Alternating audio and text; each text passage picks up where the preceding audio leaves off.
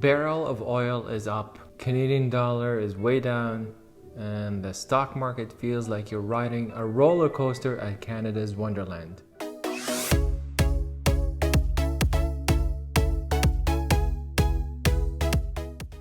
Where should you put your money? I'll show you why you need to buy this condo now. Okay, let's take a look at this condo that I'm referring to here. The area is Canary District. So this is, if you look at this map here, the southeast corner of Toronto. You got the Gardner, you got the DVP, and it's right at the southeast side, adjacent to the Distillery Historic District.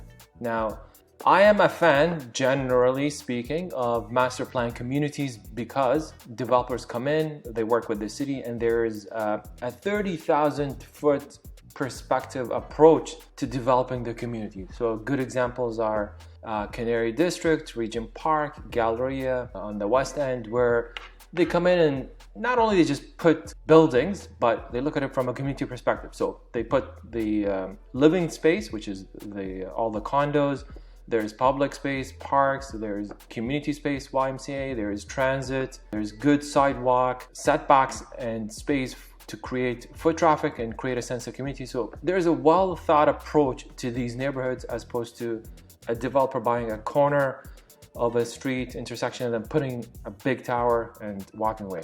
So again, the master plan communities is something I am a fan of. So a condo here just sold a few days ago, 1 bedroom, and typical type of investor condo around that 500 square foot condo, 1 bedroom, no locker, no parking. And again, the tenant profile is a young professional who relies on transit, and you have TTC here to get around and move around the city. And nowadays people can Uber and use Lyft and other modes of transportation as opposed to getting a car, which is expensive from payment perspective, insurance, maintenance, gas, and all that stuff. So the tenant profile, young professional, working downtown, and they can rely on transit or other methods to get around, and they want to be part of this master plan community. So this condo just sold for $560,000. Let me show you the analysis. So you have capital sitting in the bank and you're thinking, okay, where do I put it? Stock market, it's all over the place. There's a lot of turbulence in the global economy. Do I put it into real estate? Do I put it into a savings account and get next to nothing? Or do I stuff it under my mattress? That is not a good option. So let's look at it from a real estate investment perspective. Asking was not 560, it was higher, but it sold for 560. So take a look at this side of the page here. It sold for 560. The down payment I put in is 25%. For condos, typically you need 25, 30 to get the numbers if you want it to be positive cash flow, but there are some tax benefits to 25% because you have a higher interest deduction on the mortgage, which is a deduction on that T776 when you file your income taxes at your end. Again, consult with your accountant. I am not an accountant. So in this case, it's sold for 560. We got to pay Toronto and Ontario land transfer taxes. Yes, we're the lucky ones in Toronto. Then you have some legal fees, title insurance, appraisal paid to the bank, to the lending institution. And that puts you at a down payment of 140 plus the closing costs. You're looking at 157. So it's called 158,000 all in for this investment. Now, income-wise, let's do, so that's your capital requirement is 158,000 with respect to monthly cash flow. So rent, you'll be able, by the time they close and put it up for rent, $23.50 a month, no problem. You got your condo fees, you got your property taxes to deduct. Obviously, the hydro is paid by the tenant directly. Now, this is where I've had discussions with multiple clients with respect to mortgage rates. And this is strictly my position, my personal opinion, go short or on the shorter side. When I mean short, 2 to 3 years. And the reason I believe this is a good approach, and obviously you might have a different perspective, is the following. As the Bank of Canada continues to increase the benchmark rate and interest rates are going up, they need to combat inflation back to 2 to 3% range, which will most likely put us into a recession. I mean, everybody's talking about it, it's likely to happen sooner than later. And then we all know what happens when there is an economic downturn. The Bank of Canada government will stimulate the economy, so we'll go back So I guess they increase rates, they go back. It's a big yo-yo. But as going back to the Bank of Canada, they will cut rates to stimulate the economy, cut rates that will bring the cost of borrowing lower. And this gives you, so when you look at this 4.74 2-year term, it gives you time in 24 months to look at, okay, where is the economy now? Where are interest rates? Is the Bank of Canada in a cutting mode? Are the bond yields driving the fixed rates lower? You know, give you an option to evaluate and then restructure the mortgage financing. Now, some people want the security. They'll say, you know what? I will go 5-year and run with it. Some will say, I want the variable. I'm okay for it to go up a little bit because I know it's going to come down.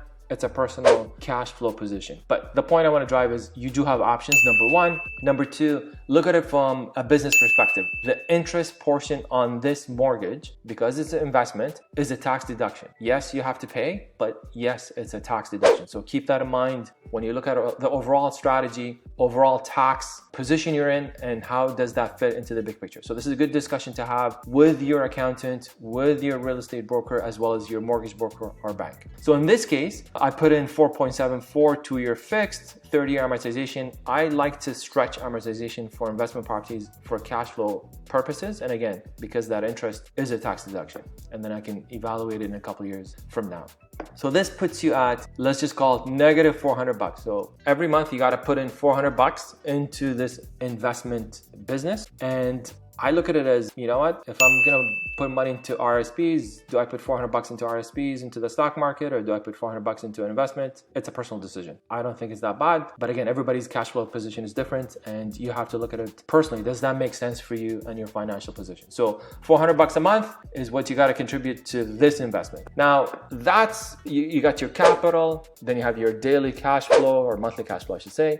And then let's step back and look at the 30,000 foot perspective from a macro level. So I like the 7-year window. That's a good time, 7, 8. It's a good time for investment properties, and then you can decide to sell or refinance and pull equity and buy another one. You got options. So I use 5% here, and I understand at the time of recording this video, the market is not getting 5%. However, if you look at it from a historic perspective, Toronto's real estate appreciation is 68. So using 5% is safe. If you want to use 4%, let's use 4%. But basically what happens is you have your property value appreciation, you have mortgage balance after 7 years at 4.74. Obviously that number will change.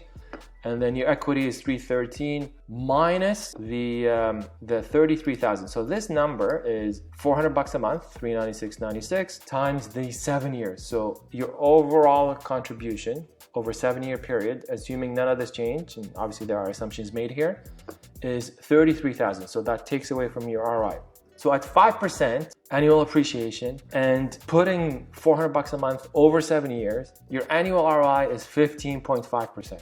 I'm not showing you here, but I ran the numbers. At 4% appreciation, go 1% less if you want to be conservative, this number drops to 12.3%. All right. So again, you're getting 12.3% return investment, or 15.5, depending on, you know, if you believe it's 5 or 4% appreciation, but you're getting double-digit return on investment, which is much better than having the money sit in a bank account, or, you know, if you want to ride the stock market at this time, maybe something to consider. But the point I want to drive here is put your money to work.